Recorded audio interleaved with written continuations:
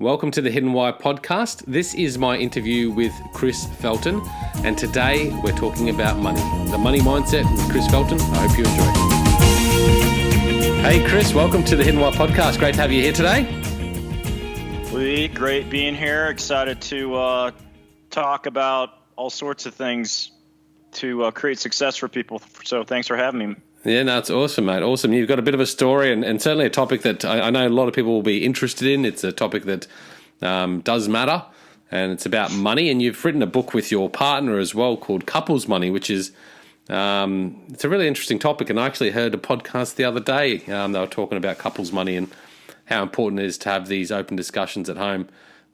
Because I think, like you said, you know, a lot of divorces. The source of a lot of divorces are due to money issues. But before we get into all of that, Chris, tell us a little bit about yourself, what you do, your story, and then we'll go from there. Yeah, I mean, I think, you know, as it relates to, you know, what we're going to get to, I grew up 60 miles north of Denver, Colorado. Great parents who, guess what? They never learned how money worked. And so where do we get most of our money beliefs and money habits? From our parents. Yeah. And so I borrowed their beliefs and, went to Colorado State University, got an accounting degree, and then moved to Denver in 1993 and kind of did the corporate America route, flying around, dealing with just different mining companies, et cetera. And then got introduced to the entrepreneurial world of financial services, investment advisory, money management, left corporate America behind in 2000, and then went, had some success, but went through a pretty expensive, draining divorce. My kids were small. They moved to the other side of the country to Atlanta, Georgia. Yeah. I met my second and last wife, Marlo, through our business. And, she thought being a CPA, being a financial advisor, I had it all going on financially. So she made a lot of assumptions. As you know, you'll find that people marry first and they ask about the money after the fact. Yeah. And so I looked real smartly, but what she didn't know was I had to basically finance my divorce with credit cards and paying half, giving 50% of my business to my ex, and had rang up well over $250,000 of unsecured debt, pretty smart, and signed some pretty bad office leases. We're entering the Great Recession. We're leaking $3,000 to $4,000 a month, and she didn't know it. I kept it pretty hidden from her, and finally, I got some, intuition on my morning routine, if we get to that today, but yeah, for sure. Actually spending time to think. Intuition was like, let her manage the money. And I moved on that. I didn't understand it, but I moved on it. I handed the reins of the finances over to her. Best financial decision I've ever made in my life. But she sorted through the messiness and could not believe what I created and how bad it was. And we tried to figure it out. I wasn't super interested. I just thought things would change, even though I insisted on remaining the same, which is what most people do. Yeah. And then the night that kind of changed everything was I had to go to her, Lee, if you can imagine this. I was out of money, and I had to pay my ex-wife $5,200 at the beginning of the month, and I didn't have any more money. And so if you can imagine the conversation when you go to your current wife and ask her for money to pay your ex-wife, you can imagine where that went. Bit awkward. And anyway, a lot of expletives, a lot of things being thrown, including her purse. And it was really the night that changed everything, because I finally woke up and realized that, wherever I've had a money problem in my life, I've always been there. And so, and wherever I've had a problem of any kind in my life, I've always been there. And so, that's a really stoic sort of comment, isn't it? Well, yeah, but it took, it was so. she realized. And you're doing financial services.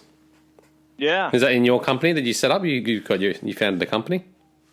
Yeah, I founded my own agency. Yeah, we've been in business for 22 years. Yeah. And things are rocking now, but they weren't then. And so she, I basically asked her, well, if I'm such a jackass, why are we still married? So that kind of stopped the fight. She went upstairs to figure that out, and I sat down and I'm like, I'm done with this. I'm done with being broke. I have to figure out what is the thinking that's creating debt, creating lack. What is it? It's me. It's a belief system. It's an unconscious belief system. And so her and I got together the next day, and she's like, well, I decided I don't want to divorce you, and I decided we're not going to declare bankruptcy. We're going to get this figured out. So her part was she spent 2.5 years flying around the country finding world-class wealthy people that not only had financial wealth, they had wealth in their relationships, health, great kids, great spiritual lives, great everything. And basically interviewed them and like, okay, how do you think? What do you do? And then my role was to really figure out what were my belief systems, my habits, and really study this thing called, wealth consciousness, thinking around money, thinking around because I knew how to. A lot of people know how to, but as we were talking before, 96% of Americans retire broke. Yeah. There's not a lack of information out there. There's not a lack of how-tos, but the gap between what I know to do and what I actually do, that gap is my belief systems, my mentality. And so I just became a obsessed man around that and basically did, I got to be short with this, but did a tremendous amount of work, shifted, and we went from, broke to free financially in a pretty short period of time, a number of years, but it wasn't overnight, but it was a miraculous financial transformation. So, yeah, well, you make a really good point. There's often the tools out there, the resources are available for whatever problem we might have. There's usually information out there that's available to us to help, find the solution. But the difference between, that and doing the solution is that piece of action. And action ultimately comes down to your belief systems and your mindset and things like that, correct? Yeah. I mean, it's, and I think it's, I tell people you need to take inventory of what you are actually thinking. And, I was introduced to a very valuable formula, and it was, me plus my thinking equals my results. And so, if you don't like your results, there's you and your thinking. And so if you like your results, then great, right? You got some unconscious, what I call unconscious competence around what you do. Everyone's got certain things in their life that they're really good at. Well, why? Because their thinking's really lined up well with that. So I hired a coach for, a number of years, and he said, you no longer have a money problem, you have a money project. And, you look at projects different than you do problems. If you try to solve a problem at the level of thinking in which it was created, you'll never solve it. So he basically had me get a journal. I have tons of journals on different things, but, the first thing I did was wrote the word money at the top of the journal. And the instructions were write down everything you make up about that word. And everything was hard, difficult, challenging, broke, stress. I mean, it was just all, and Lee, there was my answer, right? Yeah. Because it didn't matter. My wife was in front of me going, hey, we got a budget. Yeah. Am I going to follow the budget? No, I'm not going to follow the budget because, money's not a positive thing in my life the way I view it. And so the good part, and I recommend anyone that's listening that you do that. Like, write the word money down. It's a great idea.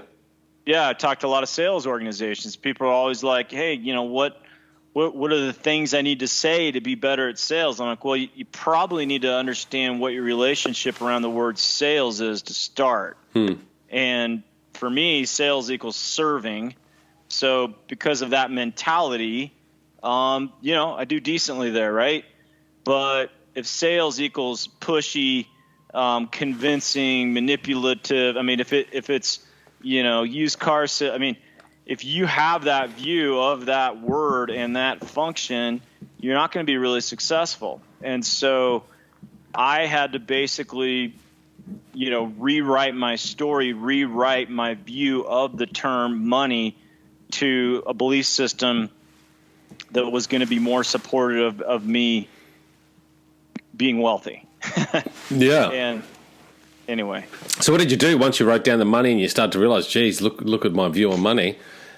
What was the process from there to change that mindset? Well, it's routines and rituals. And one of my, go-tos for, however many years I've been doing it is just having a very consistent, morning routine. Yeah. And, I call it going to the mental gym, right? Yeah. I like to stay fit. You go to the gym to stay fit. You brush your teeth every day. Hopefully you shower every day. But my belief is you got to go to the mental gym every single day. And so once it was really clear to me that I had to, make some underlying shifts and belief changes, my coach was like, well, you've been thinking a certain way for several decades. Give yourself a break. You're not going to spin out of that belief system in 21 days. No, right? No, that's right. It's not going to happen. It might take a couple years. Who knows, Chris? But it's going to be worth it. So you got to have, if it's 30 minutes or an hour or hour and a half in the morning of, for me, it was reading the right stuff on, how do wealthy people really think, right? Yeah. And then, beginning to align myself with that, beginning to affirm that, and just, 30 minutes a day and thinking about your top goal. And there's a lot to this, but the gist is, if you do 30 minutes a day of just, thinking about what you want to have financially and what are the steps and, maybe taking one limiting belief and, okay, I'm going to shift that one for the next, couple months. And you add up 30 minutes a day over a year. It's like working on yourself for 4.5 working weeks. And it's super powerful. And you compound that over 5, 10, 15, 20 years, Lee, it's astronomical. And so that is an absolute, must. And so that's, so journaling, having a routine. I'm a big fan of imaging and visualization, and there's different technologies of meditation. There's a lot of stuff you can do. You can almost get overwhelmed with all of it, but having that, and then the other thing was just being aware of thoughts that pop up that don't serve me, and anything around making money's hard, saving money's hard. I would catch it immediately and just say, well, what if it was easy? What if it was simple? And people are like, does that work? I'm like, well, yeah, if you do it a bunch. And then at a subconscious level, you start believing, not that you don't have to work. It's not magical thinking, sit around and, a pot of gold drops in your lap. I'm not talking about that stuff. I'm talking about, you got to take action, you got to take the steps. But if you start shifting these limiting beliefs, what happens is, the analogy I give is, back in the day, I used to run marathons, and I can't imagine running a marathon and, training for 6 months, and you get to the start line and somebody comes and attaches a 30-pound bowling ball to your ankle and says, go. Well, that's what these limiting beliefs are like, right? So once you start releasing them and you start, believing that things are possible and you can actually be in flow and make things happen, then, it's pretty spectacular what can happen for you. But anyway, that's some of the stuff that I did. Pretty powerful, yeah. So what time do you wake up? Like, when does your morning routine start? Well, I'm a little weird. I'm a 4:30 to 5 a.m. guy. Yeah. Everyone probably just dropped off the podcast right there. But that's a good time to do it. Yeah. Whatever. I'm reading. I'm just briefly into, but what is it? Robin Sharma, the 5 a.m. Club. Yeah. So I haven't read it, but I think he's basically talking about what I'm talking about, and and you get your, because I'll wake up, Lee, and I'll have a negative mindset when I wake up, right? And it happens probably more than half the time. But when I get through that process, I've shifted. Yeah. And it's super powerful. So I think the earlier the better. But so when you get up at 4:30. What's your first thing that you focus on? What's the breakdown of your morning routine, and how long does it go for? Cold showers first thing. Cold shower, even in winter? Cold shower, Colorado, 10 below. Poof. Do you know why cold showers? Has anyone talked about that? Yeah, we talk about it, but you go. Explain it to us. Well, I got it from Tony Robbins, where he jumps into his plunge pool, right? Yeah. And it's the number. I mean, there's definite health benefits to it, but what happens is our ego. The number one job of our ego is to keep us comfortable and keep us right where we are. Yeah. So I have it, and what happens is when you want to go for something, your ego starts negotiating with you of is it worth it? And it starts talking you out of what it is that you need to do. Yeah. And if you pay too much attention to it, you actually think it's a lot bigger than it is. So the quicker I can shut down that negotiation of my ego talking me out of what I do, the quicker I train myself to do that, the better. So right away, it's 10 degrees out in Colorado, but it's 70 degrees in my house. The water's nice and cold. I face my first negotiation of the morning. Yeah. Do I have to do this? Yeah. And once I jump in, I've kept a commitment to myself. And people are like, how do I build confidence? I'm like, keep your word. Yeah. Really do what you say you're going to do. Anyway, so that's the first thing I do. I'm not in there too long, maybe 3 minutes or so, but it's good. And then it's coffee. I'm a Christian. I'll read some of the Bible. I got 8 or 10 different books that I read a couple pages on.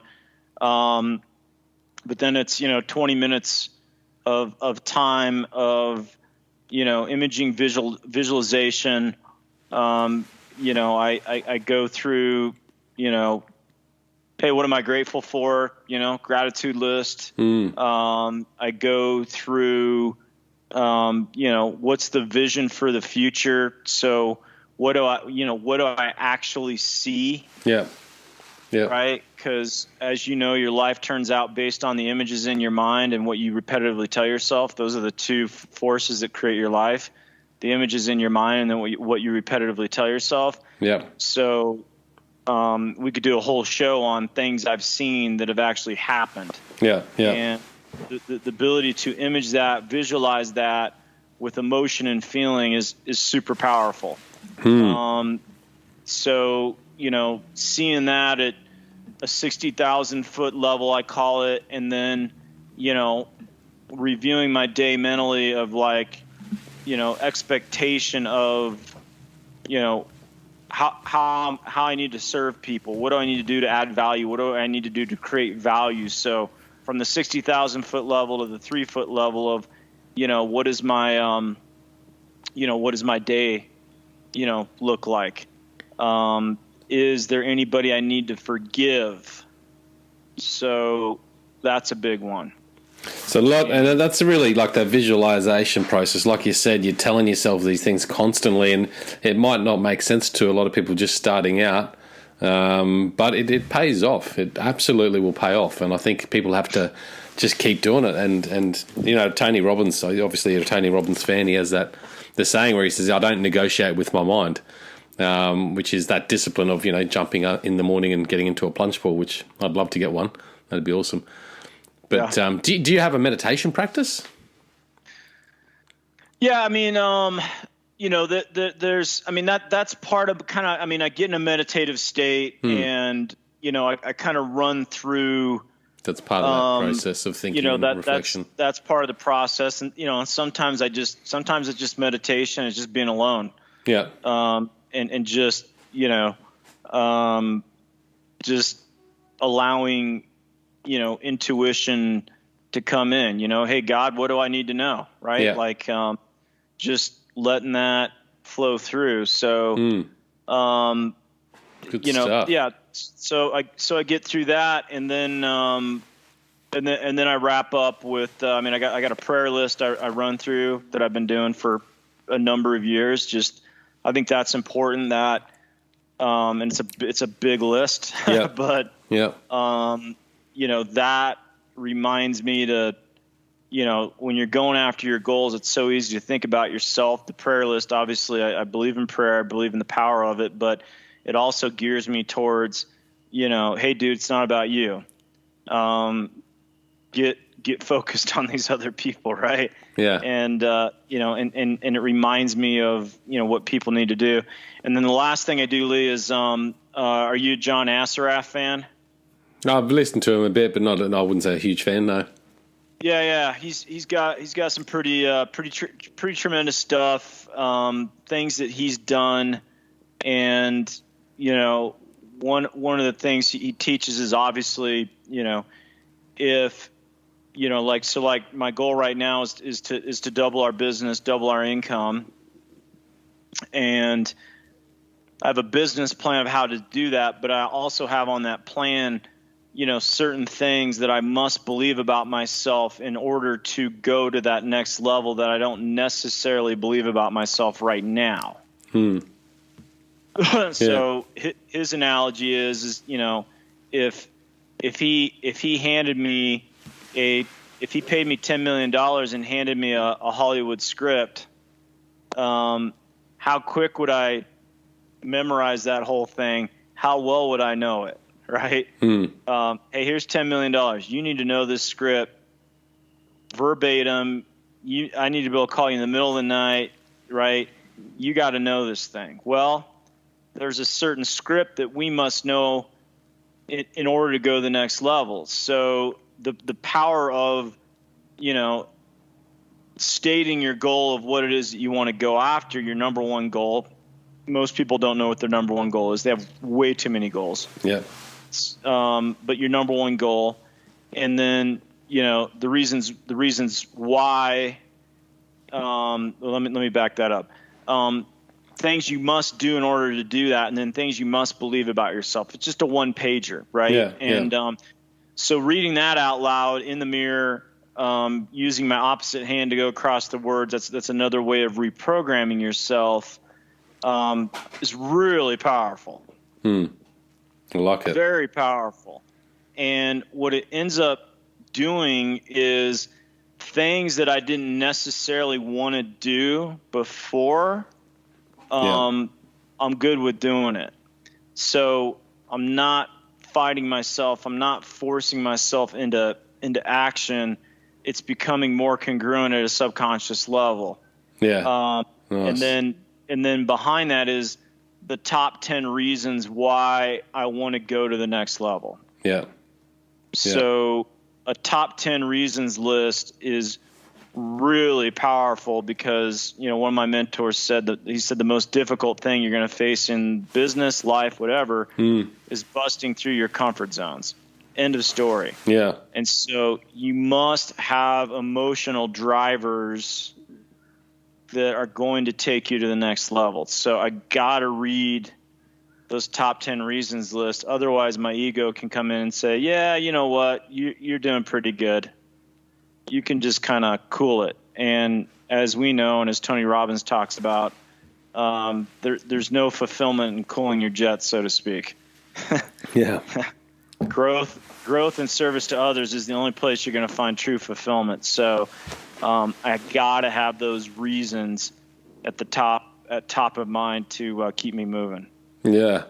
Powerful, morning routines. And I think, as I've found, it's you just got to, experiment and figure out what, process works for you. And it sounds like that's what you've done.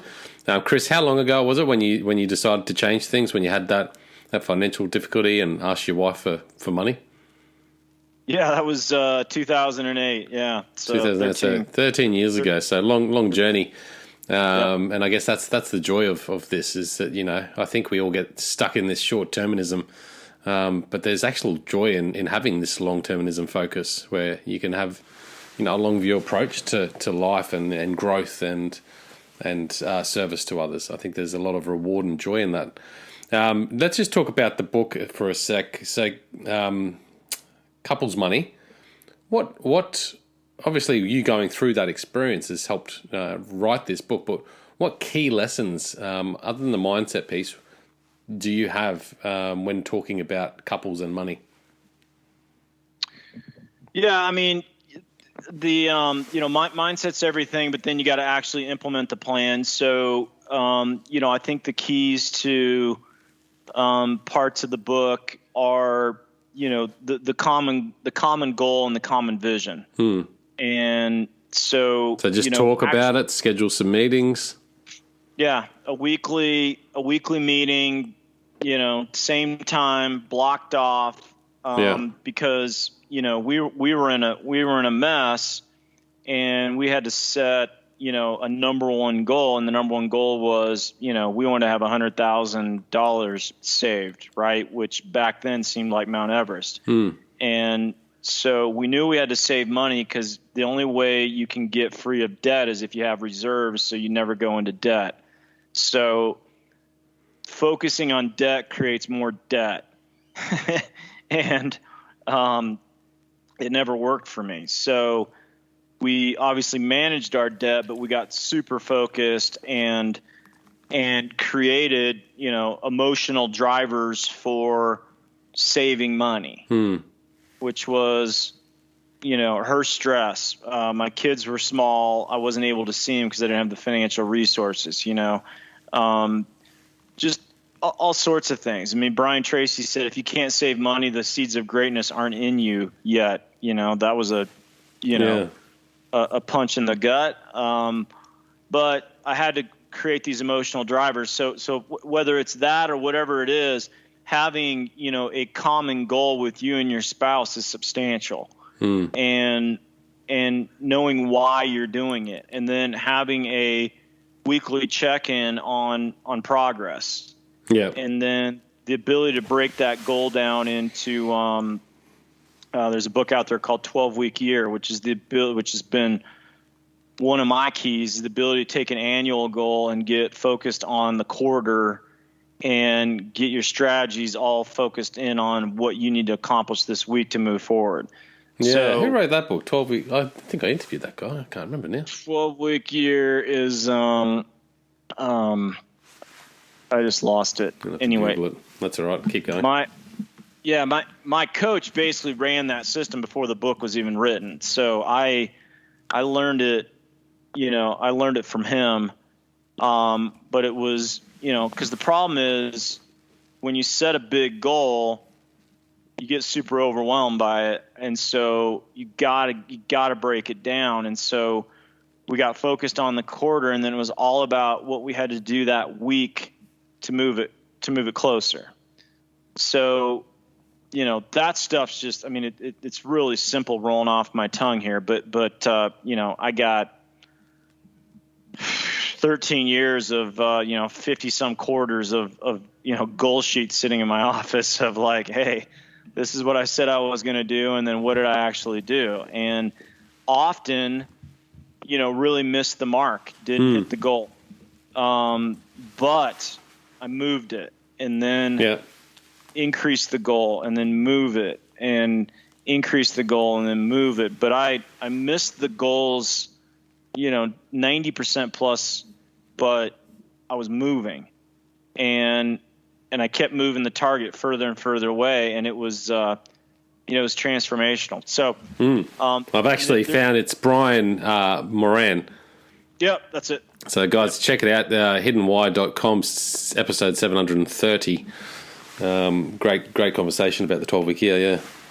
Yeah. So it works. And what the power of a weekly check-in, right? Because the way most people set goals, Lee, is, they check in December 31st, right? And then they set 30 goals and, they get overwhelmed, and then they have too much spacing between January 1st of this year to the end of, December 31st. They mentally have too much time. There's no urgency that's created. And so a weekly check-in on your number one goal and doing a small course correction 52 times a year is extremely powerful. Yeah, I love it. What, that communication between, and I don't do it well enough, but it's interesting that you're talking about it because it came up the other day when I was listening to a podcast and I thought that's essential. I mean, if you're not talking about things as a couple, how are you going to, manage that? So, yeah, really important dialogue. Chris, what is, where do people find you online? Where can people reach out to you and connect? Yeah, so our website is couplesmoney.com. Yeah. Okay. So there's a lot of the link in the show notes for everyone. Yeah, so there's a lot of resources there. We'll they can find me on Instagram. But I got a website called howmoneyworks.com /Chris Felton. And that's an awesome website because one of our major missions is to teach people how money works and what we call eradicate financial illiteracy in the United States, which is prevalent everywhere. But they can scroll to the end of that website and fire me an email, and I'll get a complimentary book in the mail. Yeah, nice. To them of How Money Works, Stop Being a Sucker, which my business partners wrote pre-pandemic, and it was the number one selling financial book of all of 2020. Yeah, wow. Awesome. Yeah. So those are my business partners and my friends, and it's an easy read. You can get through in an hour and a half, 2 hours. They've done 150 media appearances. Wow. Have to get them on the show. Yeah.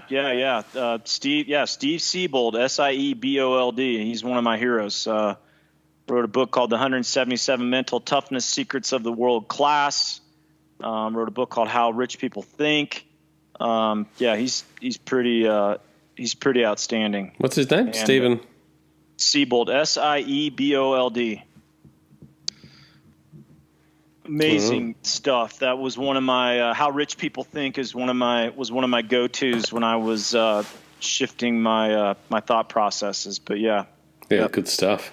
Well, lots to connect with there. I'll stick the links in the show notes, plus those couple of books that you've mentioned and yours, of course. Mate, any final words of wisdom?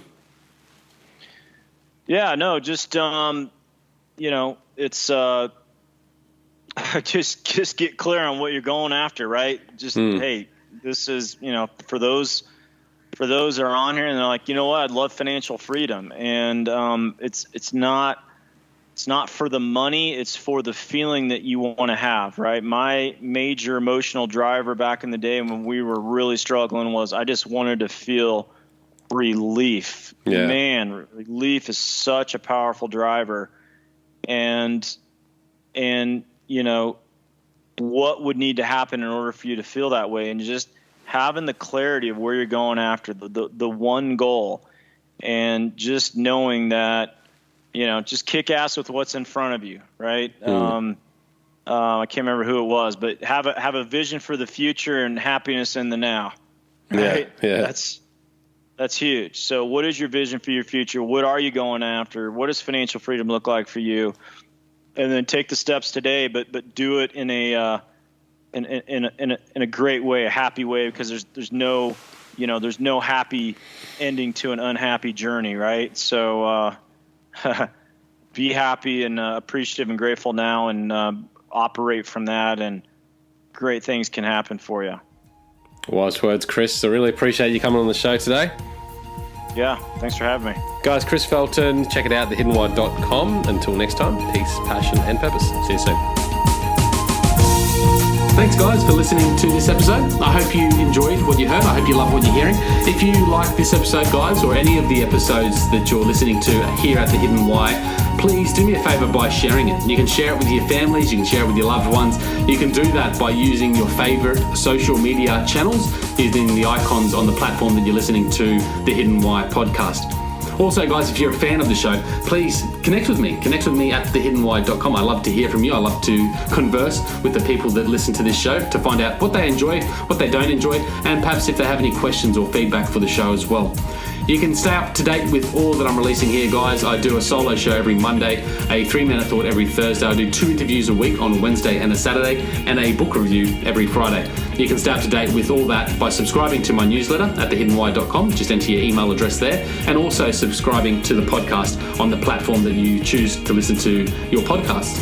You can also support the show, guys, by using the Amazon links at thehiddenwhy.com. So if you like books, you can get all the books that I review there, and anything else really that you like to purchase through Amazon. So use that link and help support the show. And we've also got a deal with Audible, guys. Audible is a fantastic way to listen to all your favorite books. We've got a deal with them so you can get 2 free books when you subscribe, or subscribe to a 30-day free trial. So check that out again at thehiddenwhy.com. Guys, that's it from me. You know what to do. Go out there, breathe more passion into every single moment. Do everything with greater purpose, and in doing so you will discover your hidden why. This is The Hidden Why. My name is Lee Martinuzzi. Until next time, peace, passion, and purpose. See you soon.